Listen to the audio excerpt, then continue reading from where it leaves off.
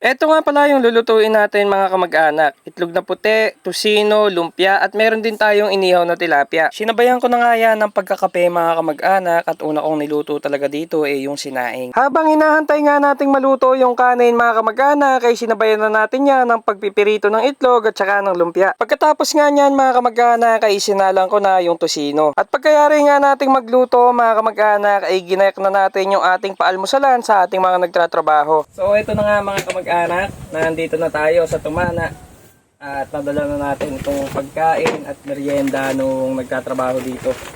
So yan, may dala ako sako kasi nga mamimitas rin tayo ng sili ngayon. Tapos na natin itong mga inumin. Tapos yung yelo. Wala tayong dalang kitchen, hindi natin kayang dalang bitin. Ayan, so ito na yung pagkain.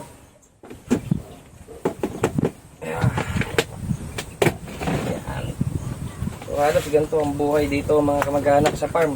Ayan, halos kailangan halos pagkagantong nagsisimula yung halaman mo, kailangan halos araw-araw ka nandito para mapaganda mo ng gusto. Alagaan mo palagi. Hindi mo inalagaan kasi wala ka rin alingin.